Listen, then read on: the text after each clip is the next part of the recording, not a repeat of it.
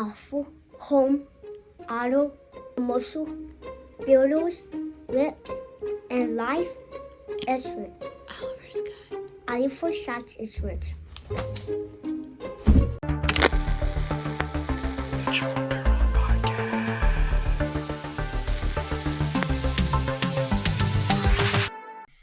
Now you put pressure on. What are we going to talk I about? don't know. I always think if I wear a cap that basically I'm hiding my face, it's like the way it wears on my head. You look good in a cap, though. That's kind of like you don't see Really? it. I like don't. I don't see it. I'm but- my worst critic when certain things, and I'm like, I get compliments. Like, that's a nice shirt because they will get me these great shirts.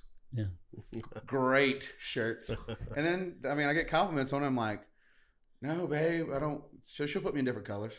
I'll be honest with you, I don't really shop for myself. Is my 11 White Associates hanging on the door over there? I'll get it for you.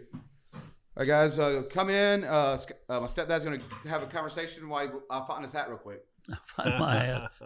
I guess We've had a serious conversation about caps here. we have. We've had a decision of whether we can. Found out that actually everybody in Walthall County does wear caps. Right. Not a bad cap. All right. Thank you. It's your brand. I'm wearing my son's name. Yeah. All My right. grandson's name. All right, let's see. Let's go in here All and let's go and do a little. Guys, we got a very important person here. You might know him in Stone County, George County, Lucedale, Chevron, retired. Yeah. That's a family there. Shout out to the Dead End Garage, Jason Polite and the team. Yeah. Morgan Tyler Band. I talked to Morgan today. It's Yeah. like, you're not going to believe who's coming on. Yeah. This is going to be a very interesting podcast. I would say Steve Lott is House Representative District 107. Very passionate. I'm going to kick this ad off, but I've been up here for a few months. We've been hanging out. It's been an honor to hang out with you. I can tell you right now, you're an absolutely real person. You've retired from Chevron. You have a family back at home, and you're up here, and your energy is just real. And I'm sorry that you've had a loss recently. I've been praying for you, and I can see I've watched you tear up a little bit, and then get back to work. Yeah. You get up every day and put your suit on. That's an honor to be hanging out with you. I really truly respect you. We're kind of like a college roommates situation. This is going to be one of the shows, and for my listeners going to Ingalls, Chevron, that listen in the mornings, I'm gonna work really hard to get this out. I really believe this is going to be one amazing podcast. We're talking about a person that just wants to make a difference in his community.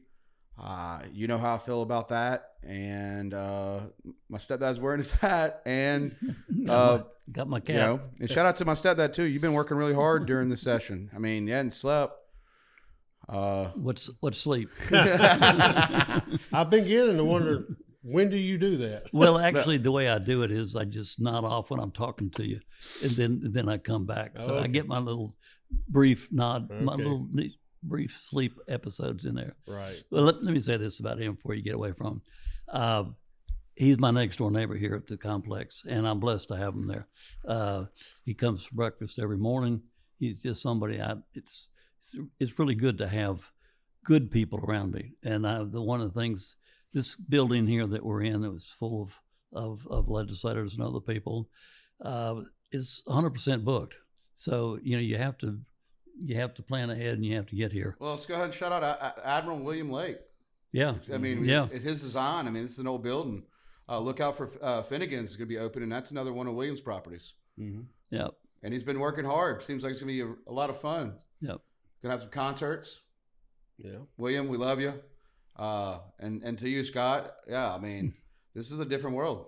My first full year up here. Mm-hmm. Going up, want to pay attention to. You always say this: get your voter card. Right. And that's something. But we're gonna kick this off. Solid. Yeah. Yeah. Got about 20 seconds. We're in a little live ad. It's just that hat. And the new logo right. moved over. We have a little commercial going on here. So it's my son right there.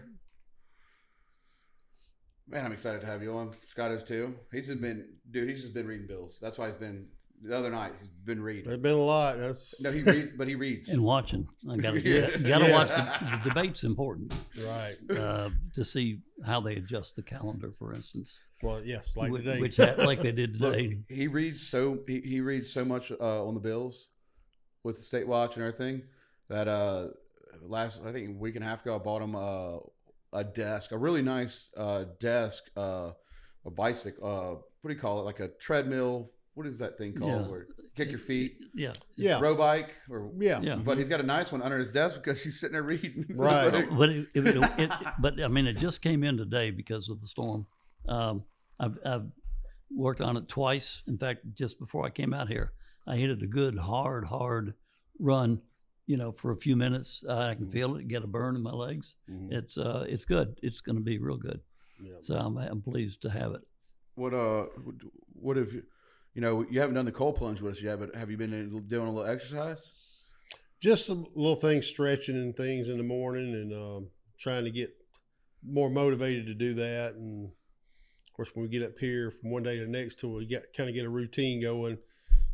One day you got a little extra time in the morning. Sometime like this morning, I had to get going early, so it's kind of like, all right, trying to find a spot where you can get it all done. And I didn't get back here till 5:30, so that's a pretty long day today. So. Do we all just run off black coffee? I pace myself with the coffee pretty decent because I can. I've got to. I can't just do a bunch of it. I have to kind of spread it out during the day. I try not to do any coffee much past about 2:30, 3 o'clock in the day. That's pretty much where I stop at. Part of the intel that I have to gather on a daily basis is what's going to happen the next day, because that determines how many biscuits I cook in the morning. Yes. You'll know who's going to show up and That's who's right. not. Who's not? That's exactly right. I'm more like Will Ferrell and kicking and screaming. Yeah. If I don't get my coffee since I've been hooked on it since I've been up here, have you ever seen that movie, Scott? Kicking and Screaming? Oh yeah. Where he just fires up at the coffee shop? That's me right now. Like, Yeah. it better be black. Right. And coffee in the morning and in the evening times, I still like especially when it's cool, like a little hot drink like that. I'll make a cup of hot tea, no caffeine in it, like a little ginger tea or something like that. I like to do that, just kind of unwind in the evening too. It's a good little thing. Hunter's been drinking tea. Oh, shout out to Hunter and Kurt. This is Kurt over here at ECM, Electric Cooperatives of Mississippi. Then we got Hunter at Cooperative Energy. Yeah. They got styrofoam cups, guys. Yeah. And look, And they share. I'm gonna run real quick. One second. Y'all can just go in there. I'm listening. And then a shout out to all the crews out there that are still working up North Mississippi. They Put that thing right there at the camera. Oh, they are. That's it right Yeah. yeah. Yeah. What's that?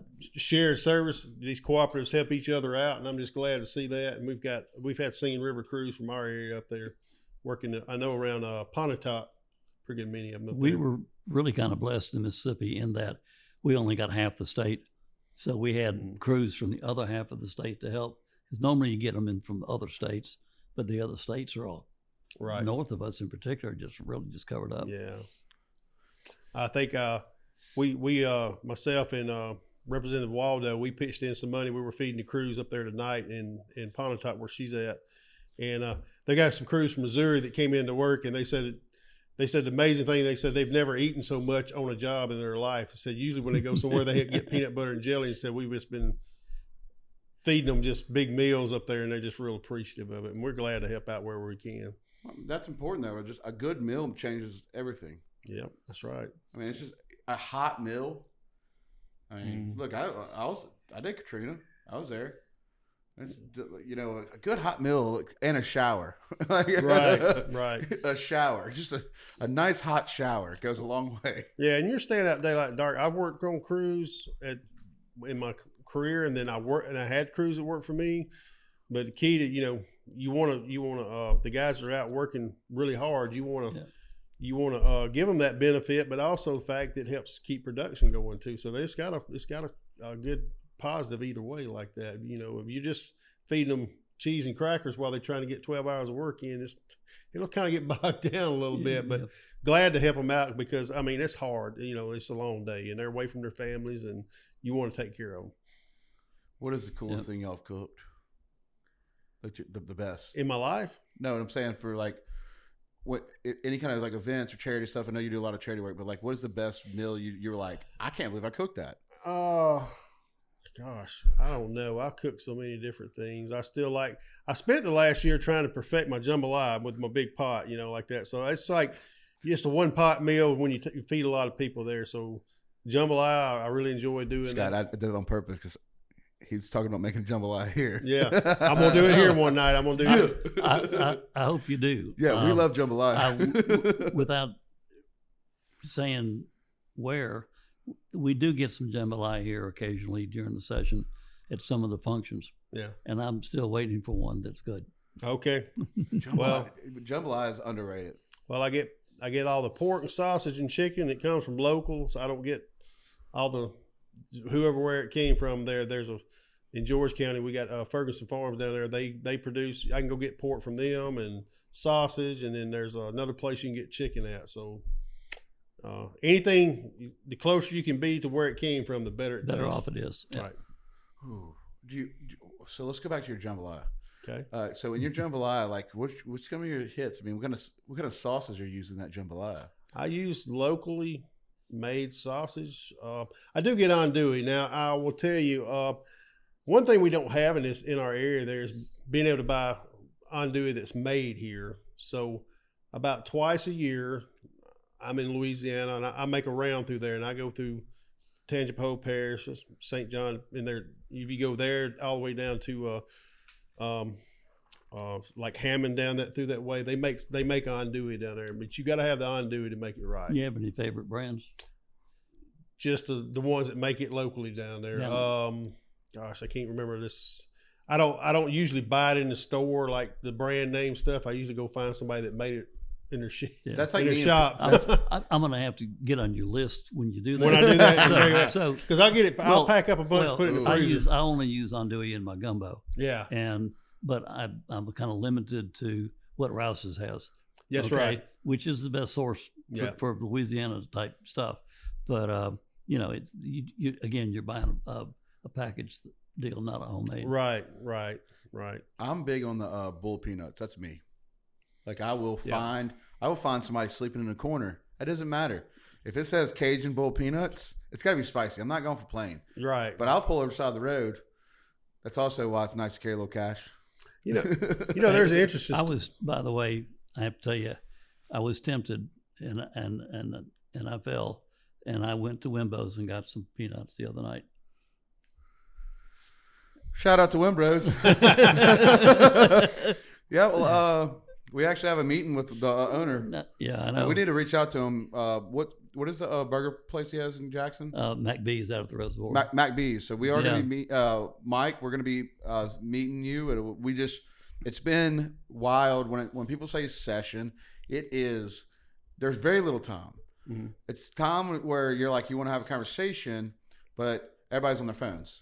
And look, yes. I'm not even in this world, but I'm on my phone too. So it's kind of a respect thing where it's like, I'm here, man. Fist, like there's the elbow, right? The fist bump, the 1 second, and it's like 1 second's like an hour.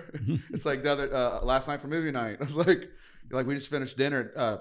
DMR, you did amazing. Shout out to this company right here, Cooperative Energy, and Energy is Electric Cooperatives of Mississippi. They did a surf and turf with some oysters, shrimp. Well, you got to give credit to the cook team from DMR. Those guys are incredible.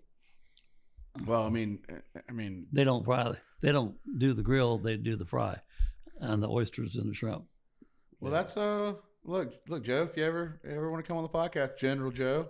I know your favorite thing is beating Scott at backgammon. That's right. That's y'all best friends.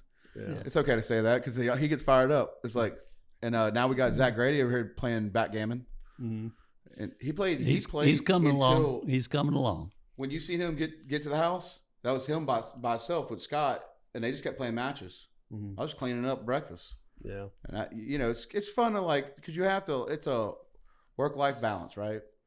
And that's one thing I truly enjoy about you is like. For when me and you were sitting telling stories, like it was like I work at Chevron, man. I when the crash happened, I put my retirement in Chevron, and You know, you did 30 years. 30 years, that's right. May I ask your age? I'll be 60 this year. I hit that 60 milestone this year. Yeah. When's birthday? Huh? When's birthday? April 4th. Okay. Oh, go right there by Fool's Day. No, Sonny died. Sonny died will be your birthday. That's right. Right. Well, you know, the cool thing is, and there's a lot of things I want to get into. Like, I mean, the fact that you play music, you love your community. We talk, you know, you have local spots that you care about. And the fact that, you know, you're retired, but then you do charity work, and then you decide to run for the House. Can we get into like how that started? How you even thought about that idea to go? I do a lot for my community, but I want to tackle Jackson. Well, I can tell you, it's never been on my radar. You know, my whole career. I knew I had milestones through my career, what I wanted to hit. You want to get to a certain point, and I hit my milestones probably about a year and a half before I retired. And I said, from here on, it's just going to be just like I'm gonna get up one morning and say, all right, it's time to move on, you know. And I used to try to figure out when I'm gonna do everything like that. And you find out in life, as life goes on, is like it's hard to plan exactly when you're going to do stuff, but you can set goals for yourself, and when you get there. And so I'd made 30 years there, and I just got up actually Memorial Day weekend in 22, and I woke up that morning. I said, it's time to come on home, you know. And so I had to go through the process. It's not like you can just go in the next day and say, hey, I'm gone. I mean, some people have, but you take a while, and then you want people to be set up to kind of figure out what they're going to do. I had sort of gave my heads up that I was thinking about it, so it wasn't like a total surprise that I was. Yeah. And you didn't pull the whole 2-week notice and then just quit. No, I stayed there about 2 months before I left. Yeah. And I didn't leave like stressed or like this is too much. And granted, the work I was doing, I mean, it was full blast, constant all the time. I mean, it took me a good year when a hurricane was approaching the Gulf to quit thinking to pull up and look what inventories were in Port Eve and Tampa and Panama City. And your mind just, you know, that was an automatic. As soon as you say storming, coming to the Gulf there, you start pulling and thinking about all that. And like, hey, get another barge over here. I'm gonna get a load over there. And you're doing that. You're just getting ahead of it, because once a storm get in the Gulf, it changed everything you're doing. Then you got inventories. You got to make sure you got enough crude to last. If you don't shut down, which we usually don't, you got enough that say if you don't get a crude ship in for 5 or 6 days, hey, let's figure this plan out and make sure we can keep going, and then get people their products. But then it's such a large volume going through that refinery that you don't have capacity to store stuff for days on end. Now we've had times, I think we've had the port fogged in for like 5 days straight one time, you know, and of course everybody's panicking. I'm like, it's the weather. What does fogged in mean?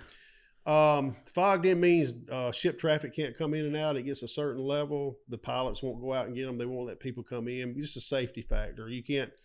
It's not like pulling up to the drive-in. You got to have a certain space and be able to see what's going on. You got to be able to see the markers.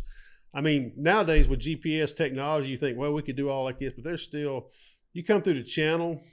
I mean, you got a 600-foot ship coming through the channel. If it drifts us a little bit and starts dragging the side of the channel and start showing the sides off like that, you got to shut everything down, go back and redredge, resound, and everything like that. You just don't want to do that. Yeah. So it's a lot to think about constantly. Now, that sounds like a lot, but I thrived on it. You know, it's like, you know, boom, boom, boom, boom, boom. And actually, COVID, they sent us home to do our work. And we had just swapped over a lot of technology where we could do a lot of supply chain on a computer. And as long as I was on the internet and had my phone, I could do everything. But I had developed a routine. I'd get up at 4 in the morning. I'd get with the night shift crews, kind of see where they were at, get ready, wait for the next crew to come in at 6, kind of get them lined out a little bit, and then had meetings up to about 8:30. And then I would work on some project stuff. But I was talking to people in the UK and, you know, with Teams on the computer and that, we changed over to that. You could call anybody, you know, you didn't have to use the phone anymore. You could do it on the computer. And of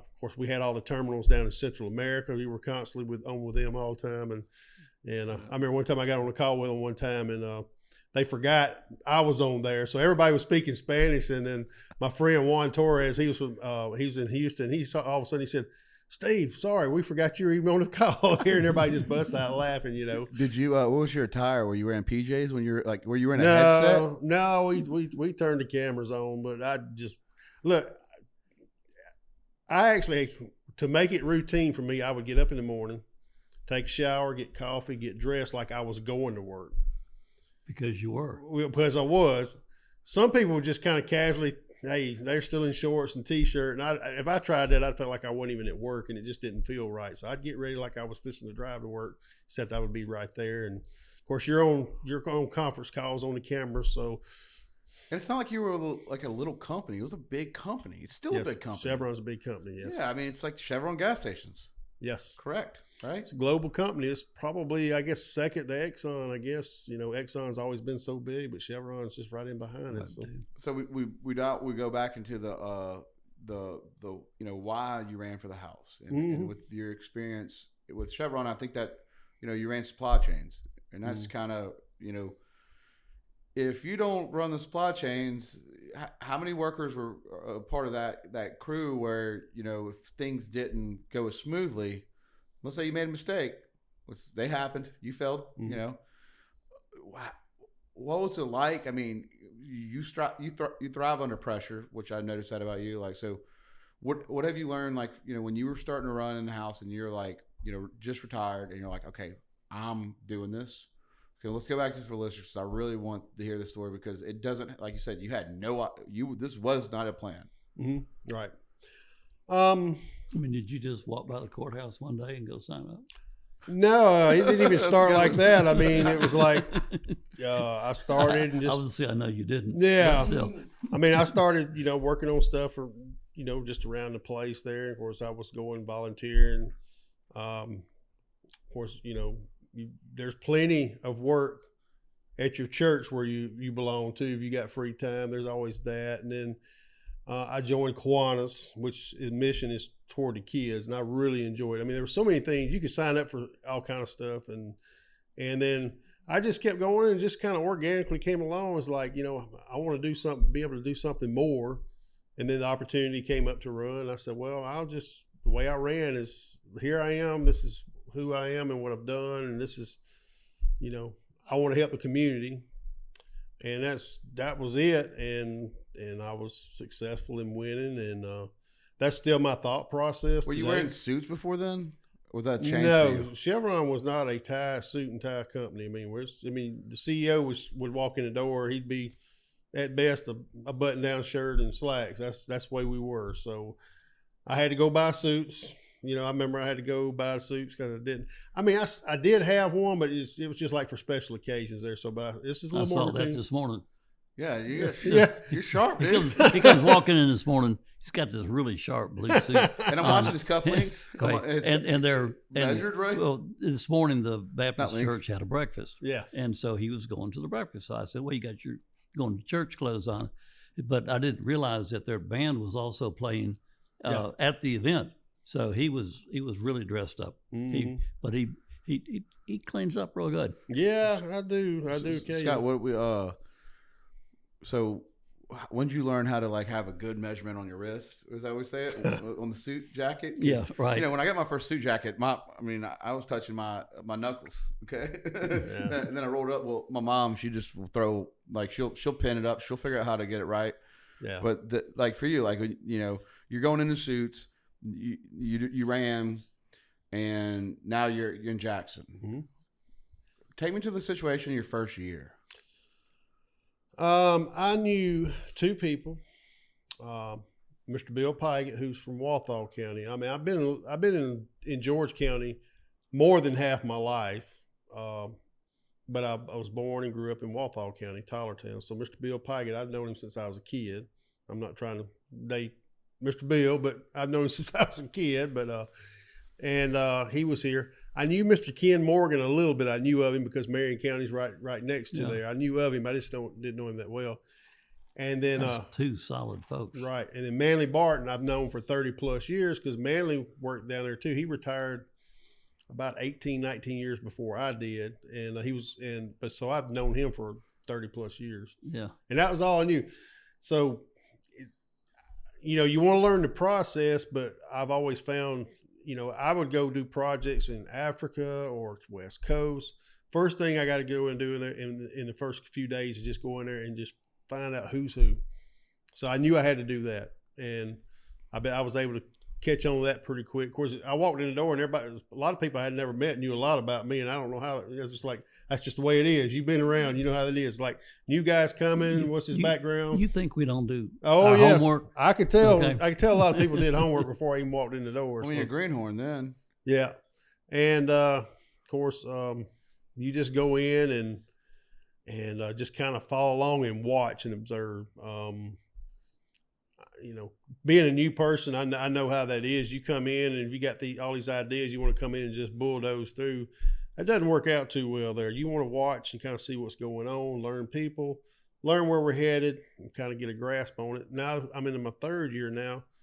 Not saying I got it completely, but I know what the expectations are with everybody now, and kind of I got things I want to do now to kind of work the process. Where is your, for the folks back home, which I consider you the coast, where do you cover? Like, what the towns?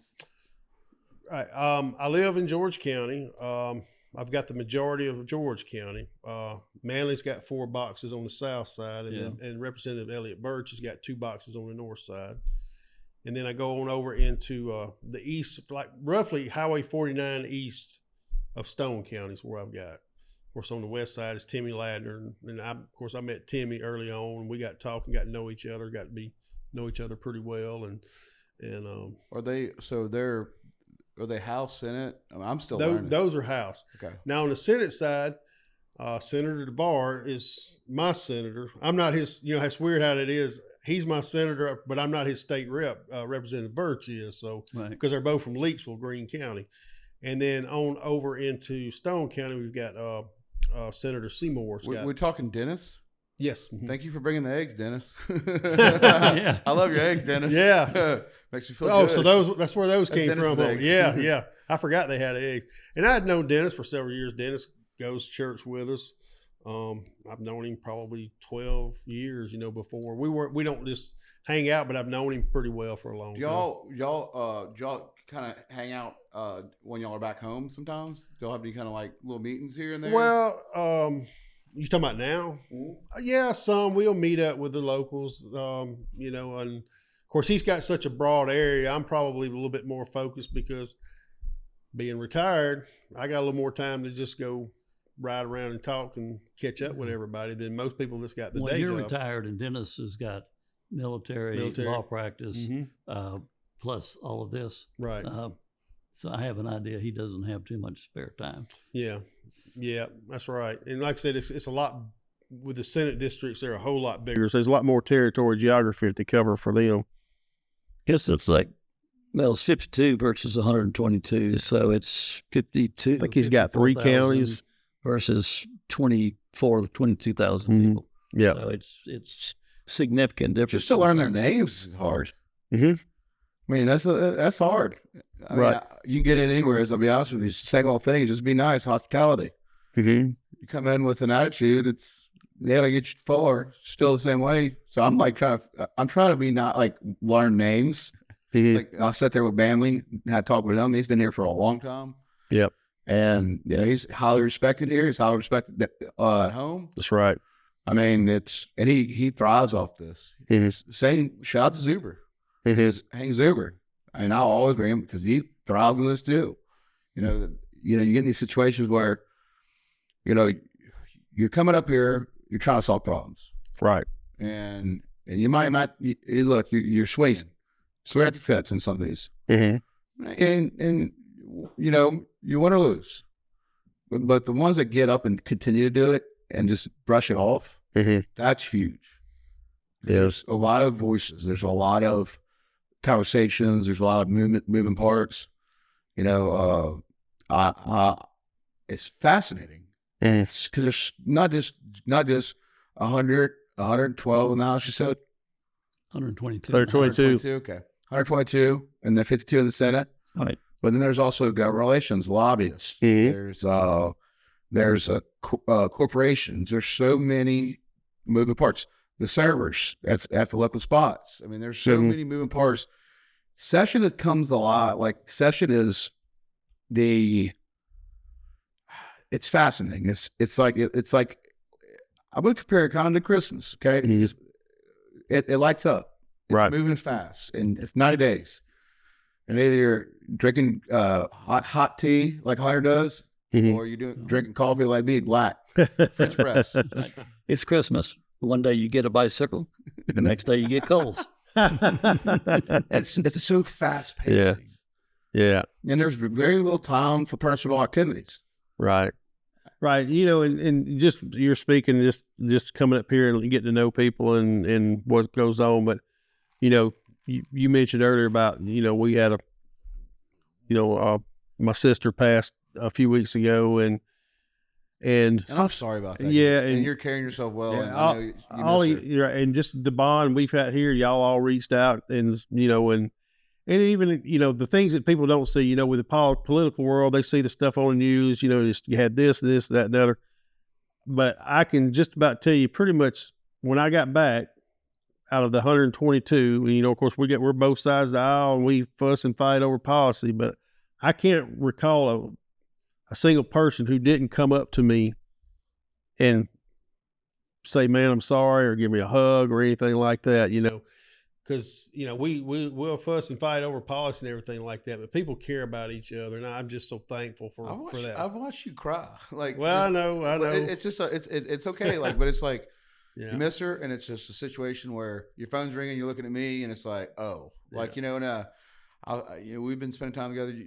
We all been together, and it's like, heck, it's my first year up here, but I can't do it without you. I can't do it without you. Like you have to find, you know, and we're not the late night guys, and that's fine. Like we have a movie night up here. We have breakfast, and it's just cool to be a part of it, and like last night, you know, before he did his thing, I mean, we were here 15 minutes, and Hank brought his popcorn machine from the Capitol, and we look over, and he already dozed off. It's 7. Was it? It was 8:05. And that's the funny thing about at home, because I can't remember the last time I went to the theater with my wife and my daughter, which they've been very supportive of me too, and I just thank the world of them. I'm just so thankful for them. But they still like to go to the movie theater. Now, granted, I like to go to the movie theater, but usually it winds up being like a $20 nap for me, because when I get in those, they got the newer chairs, it's like big recliners, and I get situated in that, I'm like, within 5 minutes, I'm out. So, and that's just the $20 to you, not the rest of it. That's right. Exactly right. Well, they brought in, because I used to always go to I forgot the name of the movie theater when I bought my house in Hickory Hills at the Gaucher Sing River Mall at Tight Wide Tuesdays, but they were serving beer and pizza. And it was so cheap on Tuesdays that I did a few naps. Yeah. But I had so much, and at the time they brought in tables. So it was like you had a booth. And they knew me because I'd come in, it was like $5 pitchers, and I'd always get a pizza. And they knew it. The owner was like, he already knew. He was like, all right, we'll have it out to you. Yeah. I think the big thing that I have to say is it's a very fascinating life. You know, and it's you know, everybody's got their own situation. Like right here, we got Annex just said, what are the benefits of a vest over a regular jacket? Okay, this is a members only. This is a members only jacket. Okay, I bought. They still make those? I've been having it for like 15 years. Yeah, and so I want to wear this jacket. Why are you wearing your vest? I just kind of got to do it. Well, actually, my wife, this was one of my Christmas presents there, and so I still like to wear it. I really like, you know, just to wear it.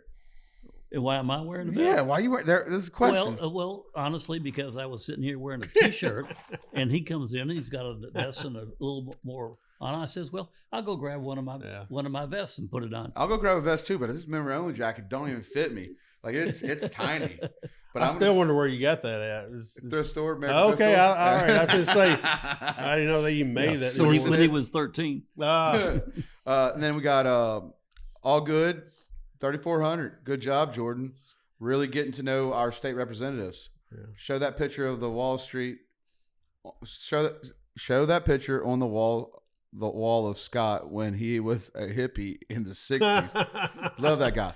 All right, that's somebody real close to us. Apparently somebody that knows you well. Could be. It's Who do you think that is? Is it your brother Doug? Who is I it? don't know. And I shout out don't to know. Doug. I don't know. Yeah, shout out to Doug. Yeah, you know, he's we're working on getting him on. He's been doing some he's been going through a battle. It could be anybody, and I appreciate that. The whole idea behind the show is just, I don't think there's, you know, consider myself a host, stepdad's a host. It's more about having a conversation. That, you know, we lack conversation now. It's more than texting. I don't know who that is because I think I avoided all the pictures when I was a hippie. But It's somebody that somebody knows you. Okay, and but no, it's cool. And I was like, to have a person like you, and that's the whole idea, is showing that other side. It's sometimes you see us in PJs, like, you know, pajamas. Yeah. Every now and then we dive into Scott's Snack Bar. You got to find a balance. I mean, it's because it's like, if you got to take a break, and I think having the breakfast and the movie night has been all right. You know, and look, I'm pretty sure we'll do some late nights, but right now we've been able to get to the Admiral and get together and have conversations. Scott beat Zach Grady. I know you hear this, Zach. I know you hear this. Scott beat you this morning several times, and you made enough time to make it to the Capitol. But how's it feel, Zach? How's it feel? Is it better than because like Zach will play like video poker. Everybody has their own little vices. Yeah. And this, well, so in Zach's defense, yes, he got beat pretty badly in the first two games, but in the third game, it came down to the last throw, it was a double, and he had me beat unless I threw doubles, and you threw two. and I threw doubles. You know, and also, guys, Zach is playing. He's not playing illegal gambling. He's literally just playing fake money on an app on your phone that probably everybody has. Kind of like having Candy Crush. You got to find something to separate your mind. Yeah. So, all right, first year, you kind of just you knew a few of the locals. Second year, what was second year like? Well, I felt a little bit more comfortable in the fact when I got here, I knew people, and just kind of working your way in a little bit too. And you know, it was, it's kind of hard to describe, you know, the big difference I have between the work I used to do with Chevron and what I did here is, with Chevron, you know, you had something going on. You had to say, all right, everybody sit down. What we got to do? Boom, boom, boom. Action items. Boom, boom, boom, boom. All right, go. You know, here it's like, it goes around in circles a while, you know, so it gets there, but you got to learn. I felt a little bit more about watching how everybody operated and figure out You how figured to get out there. how to be secretary of a committee. Yeah, sort of. Yeah. That's a job they always give a freshman when he comes in. Yeah, that's And right. it's- That's you right. get- And you if, get stuck with if the other one doesn't show up and you happen to be sitting there, they give you the book. They give you the book. That's That's right. exactly right. So, We look at the situation like today. I think it was February 4th, right? yes. And that was 2 hours plus. I mean, guys, if you really want to know what's going on, Mississippi Legislator on YouTube, That's right. search it, and Yep. they go live, and you can watch the committees. Yeah, You can watch the House both and the sides. Senate. That's right. I mean, and it's a long process. Whether it's school choice or today, you know, was I'm gonna mess it up, Scott. You had to say what it was today. The pharmacy stuff. Yeah. Mm-hmm. Yeah. The House took on some major challenges this afternoon on legislation. Right. They went ahead and advanced their schedule so they could go ahead and make sure they got those things dealt with, teacher pay, things like that were important to them. Yeah, some fixes to PERS, and that's the one thing that's harder to explain to folks back home, especially like first few weeks we did this. Why is this going on? I said, this is a process I've learned. You start in January, by the time you get to the end of March, you're looking like, man, this is not even where we started at. When we got the concept is there, but how you get there is totally different. But well, the legislature operates on a series of deadlines, self-imposed. Right. All right. It starts off, you have deadlines to get the bills introduced so everybody knows what's there. Then you have the committees have to act. Then the floor has to act. Then it goes the other side and you repeat the process. Well, we start off with substantive Justin. about 2,000 bills. All right. That doesn't count the appropriation bills that come up later. And so you've got all this here. Meanwhile, you've got all the guys like me running around. When I started doing this, there were 300 of us. Now there's 3,000 of us. Okay? I mean, some of these associations have 10 people signed Right. up. So the numbers are kind of inflated, but still a lot of people that want to get your attention and talk to you about those issues. That 3,000 or 2,000 last Tuesday got cut significantly by the committee action. I have not counted the number of bills, but it's about 250 per house. So we're now at about 500 bills from the 2,000 that we had before. That's right. And that's what we're now focusing on to move forward. And that becomes the real playing field of what the legislature is going to deal with as we go forward. We got real quick. We got Justin Wessel in here. Vote yes to the House Bill 859 requiring in-person absentee voting to use OMR equipment, and let's get rid of these in-office absentee envelopes. Old circuit clerk from Harrison County would surely appreciate it. Yeah. I grew up with him. Mr. Mark and Justin, we all grew up together. His dad runs O'Reilly's Auto Parts, and he's one of the head guys. And Justin's been a diehard fan of the show. So he's really is the Harrison County circuit clerk. And so what do y'all think on the Bill 859? Well, that's you got to address what both sides are talking about. The clerks really like it because the way it is now. I actually had to go in and absentee vote the other day because I won't be there. Yeah, and you go in, you do your ballot, you put it there, and then you got it in the envelope, and then they got to sign it, stamp it. What they're wanting to do from the concept of this was just you vote just like you always do. You go ahead and scan it, and it goes. I don't know. You know how the box is when your paper copy goes into a locked box into it, stays there on a normal election day. But we're talking election day. We're not. So this is a person that doesn't understand how Right. the bill. So we're talking about people that vote. Right. Okay. Now, that's the absentee part. Now, the concerns around that is, well, who's the chain of custody of that period of time? What happens? So that's where the concern, because there's a lot of folks that have concerns. At a national level, you see a lot of times where they've talked about voter integrity and everything like that. Totally get that.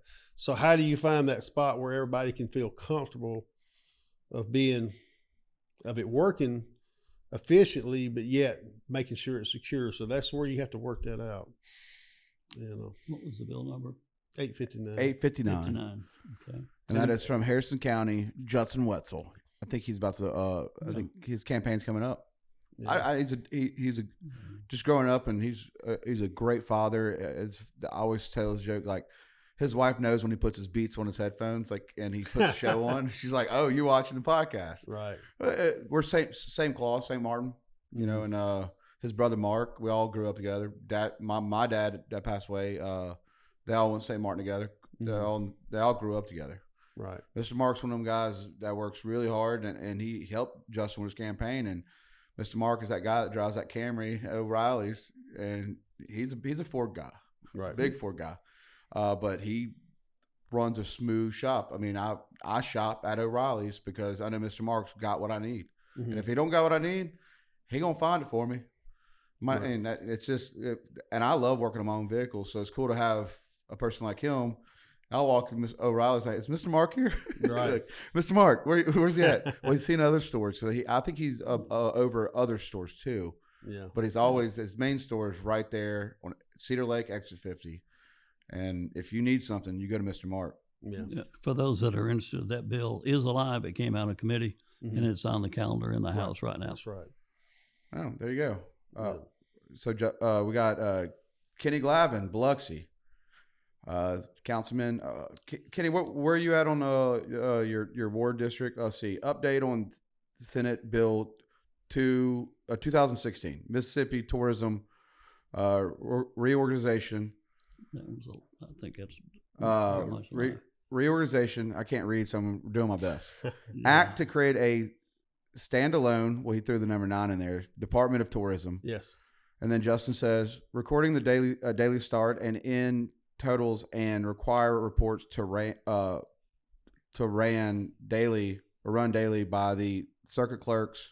Results are not pulled from the ORM equipment until 7 p.m. on election day. Mhm.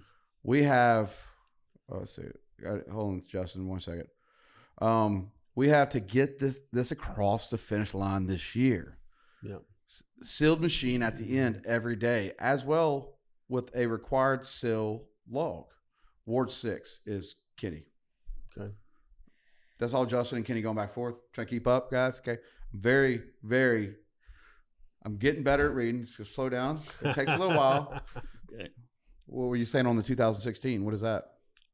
That wasn't the right. What was the number on the Senate Bill 2016. That was probably the tourism. 2016? Yeah, it's that's the Senate bill. reorganization. Yeah. Yeah, that's what I thought. Yeah, that was something they tried to do last year, and they want to do it. Basically, tourism's in MDA right now, and I think there's a drive to create a separate tourism just for it, because you see it on the coast, but there's all around the state, and really in the long scheme, statewide, as far as having the economic growth it needs, tourism's going to play a factor.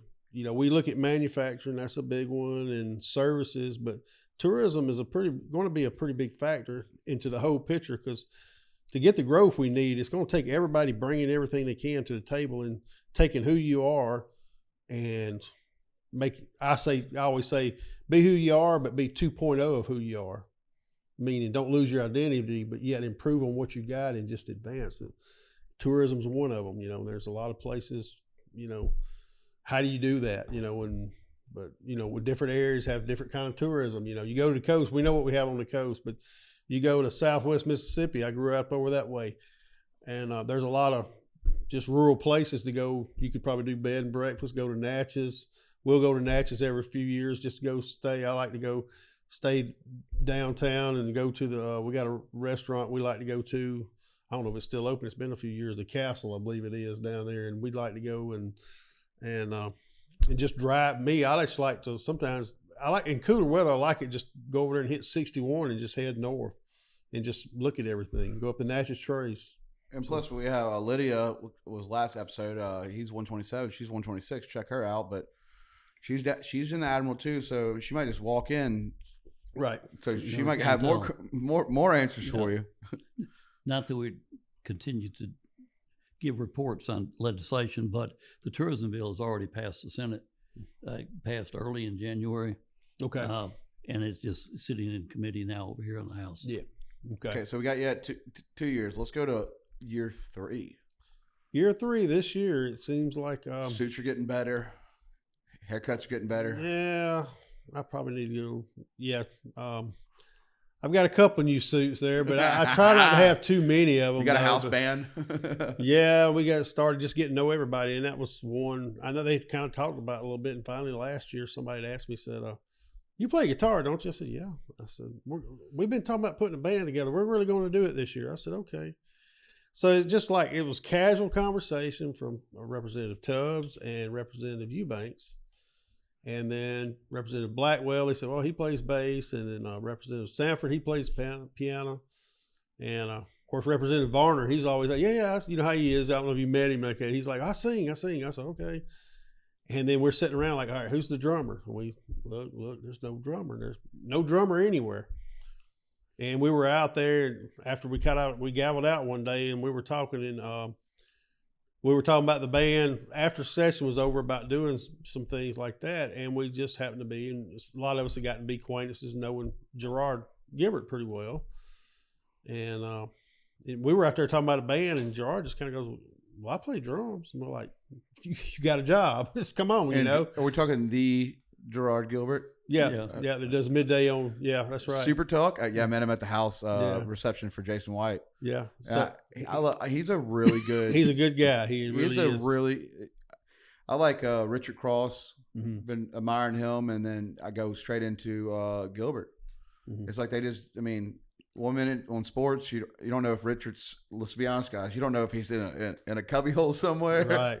And you got Gilbert, tackling his conversations, and I said, man, I love the fact that you'll spend, he's a big supporter of school choice, and he'll tell you that. Yeah. And it's cool to have that. He's got his convictions about where he believes. Yeah. And he plays drums. Yeah, and we didn't know it. And he actually didn't have a set of drums. He said, "Well, I'm going to get some drums." Well, he goes and gets a really good set of drums, and then we start. The first practice we had was in the foyer of the building where they have the livestock show that has no air conditioning. That's in that little foyer I know on the slab. That's where we had our first practice at. We finally talked somebody into letting us use one of the rooms that had, because this was summertime, and finally talked somebody into letting us use one of the rooms that had some air conditioner that was on in trademark. But then I thought this was going to be a little fun thing to do. Well, Joe Tubbs comes in. He said, "I got us a place to play." I'm like, "Where?" He said, "We're going to play in the Neshoba County Fair." I'm like, what are you talking about? That's where everybody plays. Yeah, we're playing. We got a certain, Representative Bounds has got us there. I'm like, "Are you sure?" Yeah. I'm like, "Well, we really need to practice then because that's a big deal." So we were hitting it, and look, Representative Eubanks is in DeSoto County, and I'm the further south in George. So it's logistically it was hard to get practices in, but we got it all together, and of course we got up there, and then we were opening for somebody. I can't remember who it was. What type of music do y'all play? Just country, rock, whatever. We did gospel songs. We did praise songs this morning at church. I mean, we just like all play music. Little Leonard Skinner sometimes. Yeah, we do that. Yeah, we do. We do. I think it's fascinating that y'all just like, okay, we need a band. Let's just do a band. Yeah, and Gerard's a big Journey fan, and I said I can play some of the songs, but we have nobody that can sing like Steve Perry, so we're kind of stuck on that. We can't do that one. Are you saying you can't pull off "Don't Stop Believing"? We don't have a singer that can get that high. We don't have it. I mean, Steve Perry is one of a kind. No auto tune before that. He's just the real deal. So you look at it's cool because that's like a thing you look forward to after work. Yeah. I mean, this ain't sitting around. I think that was the biggest thing is people like, we did with Zuber when he had him on was like, everybody thinks we're in Washington. In reality, we're right here. I get Jackson, that. Mississippi. That's real. That's real. Jackson, Mississippi. And it's fast. That's right. I mean, it is a fast play, and you got 90 days. And what is that? What is it? $7 billion? How much? What is the $7 budget billion right plus? Yeah, I can't remember what the exact number is. The state budget's about $10 billion all told. Yes, and you got 90 days. Yeah. Yeah. So what does that break down to? Do it every year. What does that break down to per day? Click, click, click, click, click. Yeah. I don't know. So I mean, let's just say $3 billion a month. Okay, that's about $3 billion a month. Yeah, but they're not spending that. They're just developing that budget through the appropriations process, having hearings, testimony from all the agencies about their needs, the universities, what are our capital needs, those kinds of things that go through. But then they establish a budget based upon a prediction that they get professionally of how much money we're going to have to spend, because constitutionally we have to have a balanced budget in Mississippi. We're not like the federal government. We don't print money. We balance our budget every single year. Right. And I'm pleased to say right now we're about $156 million ahead of the projection. I saw that on the money that we've got available to us right now. Right. So they're conservative about their estimates, but I don't think anybody really expected this much of a excess. Yeah, even before the tax cuts got implemented last year, there was already tax cuts starting back a few years ago when that started. Yeah, on the 4%. Yeah. And even with those tax cuts on the income going on, still get more. The forecast is more than, you think you start thinking, when's this going to start cutting into it? But so far everything's been going. Let's dive in a little more to we're 156 million ahead. Yeah. Dumb it down for me. Well, that is, to me, and my background's in business and everything like that. And, to me, that boils down to GDP growth. When you cut, you're not taking it from the income like your people who's making it. So what's happening? There's things going on, transfer. I've got money. I'm going and buying stuff. The services out there who serve you to do different things for you. Like just commerce, construction, all that stuff that's moving around like that. When the cash flow is going around, it's generating income while it's going. So when you've got GDP growth where everything's kind of going in a positive direction, it's not just stagnant. You'll see more growth just on its own. And the difference is instead of me taking my money out of my check when I on my income and don't ever see it, I'm going out and doing things that I feel is productive, and it's growing like that, and the revenue's coming back to the state. Okay. That's the balance. Now, it's how do you figure that out? Well, there's a lot of things you can do. You do get it going the right direction, but then the question becomes, what do you do with the money? Right. Well, the first thing the legislature does is they have a reserve fund, a balance, a percent that they maintain. So that's almost inviolate. That's something that we do in Mississippi, so we don't ever get in trouble down the road. If that 156 had gone the other way, we had the money in the bank to cover it. We weren't going to end up not being able to pay bills. Then you look at it and say, well, what are our needs? What are the current needs? We've talked about teacher pay. We've talked about the PERS issues, those kinds of things, and all will be on the table for consideration as they go forward to make the decision. Do y'all have a reserve? Yes. Yes. So that goes to I was at a town hall meeting with Delano about insurance. Yeah. It was over, roofs or, fortified is a big thing coming, especially for, coast. And look, shout out to the families in North Mississippi right now with the storm, for us, like Amazon, one thing cool about Jackson is you can get the same day, but at the same time, we did go a little while with, without getting our packages, no big deal, but there's people in North Mississippi and Tennessee too, that are, they're suffering, struggling. You look at Ian and Avery on the coast. My buddy runs 701 and his girl, their family was elders, and you're talking about it's a different coal between the coast and here, and then up north's even more, and you're out of heat. Right. Now I've been watching videos of people just with no hot meals, right? And it's how do you get to them? So there's disasters everywhere. Yeah, it's not just hurricanes. That's right. And I think we had, you learn some lessons as you go along. We, being from on the south end right here, we have to deal with hurricanes, and one thing I learned, I didn't run out, but one thing I learned from Katrina is now I'll make sure there's some non-perishable stuff during peak hurricane season in case about a week goes by. I'll make sure we got some beanie weenie and Vienna sausage and crackers. I'll be all right, and you'll get by for several days, but you missed a hot meal, and that's what's you just like to get that back. So you just want a hot shower, hot meal. Oh yeah. I went through Zeta. I tell you, and I'm okay. I'm fine with the mast on the side of my house. Got pulled off. Shout out to A&G Electric. Came in, buddy of mine, Gilbert and Abe. They came, put it right up. And this power came right, got me right. Yeah. But I want a couple weeks. I mean, it's not. I just want a hot shower every now and then. But I'm so used to the hurricanes. I choose to live there. Yeah. Well, we have the hurricanes and we think of it in terms of Mississippi, but 50% of the population of the United States lives within 100 miles of water. That's right. Okay. So everybody is at risk of storms and things like that that go on. The federal government has taken a look at it and said, well, if people choose to live close to water, then they're going to have to help pay for it because we can't continue to pay for the privilege that people have of living looking at the ocean. So prices are going up for coverage and those kinds of things that are out there.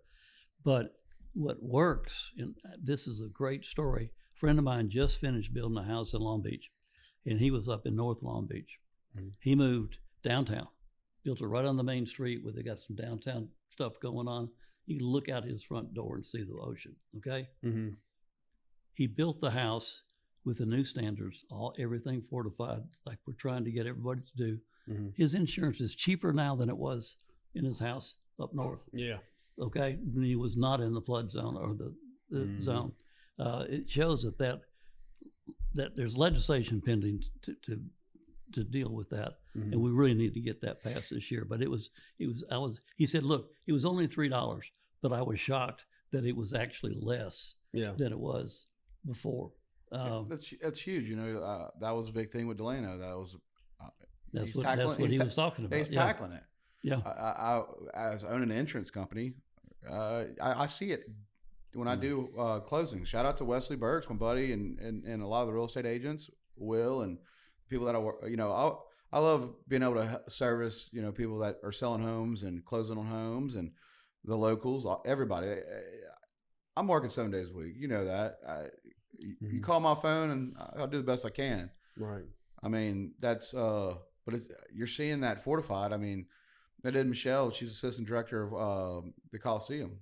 They did her and her wife's Nicole's a new home, and they had fortified, and she saved 35%. I mean, and it's a good product. Yeah. All it is strap your house down more. That's pretty much. Be here, get that house strapped down, and that's instead of and the thing is, because there's a lot of people that move around and they'll do your roof, but they're not certified. And there's a lot of companies that go in, they'll do it, and they'll seem that way, and then all of a sudden they throw their phone away. Right. And that's a real thing. Would you like to come back on the show? I know because we're like we just hit an hour, and I feel like I wanted to hang out. I think we had a big day tomorrow. Yeah. Guys, I want to say appreciate you listening on the live. I'm gonna work really hard tonight, and hopefully you'll see the show out tomorrow. I just can't guarantee, but I'm gonna do the best I can. But yeah, we're gonna have Steve on a lot, and to his family, he's working hard. To his people in the community, he's working hard. Yeah. It's just there is a time where we just want to sit around and get an hour in before everybody says good night. Love you guys so much. And Justin, this one finishes off with Justin. Appreciate you having legislators on, brother. Keep folks informed and get to knowing some of it's just about to make me cry. Across the state. Good job. I'm going to keep up. I'm going to come up to Jackson in the next week. Let's have breakfast. There's you might have to come up here and get on the show. That's something I always told you. And but yeah, man, I'm proud of you. Keep your head up and keep working hard. And same thing with Sharon. Shout out to Sharon, our tax collector in Harris County. Yeah, I'm here. I'm here for the session. We're going to find a spot over here because we have my family. We have an all year round place. Then I'm going to pick up another place here where I can really dive into more equipment, and we have limited room. But I love you guys, and but we may have limited room. But if you come up, if you got something you want to say, we have an extra microphone for somebody that might happen to drop by and have something they want to say. Right. And bless y'all, and have a great night. And we're going to be on Spotify, iTunes. Subscribe to the Jordan Durham podcast. You'll see me with a platinum tooth when I was a kid at Tylertown.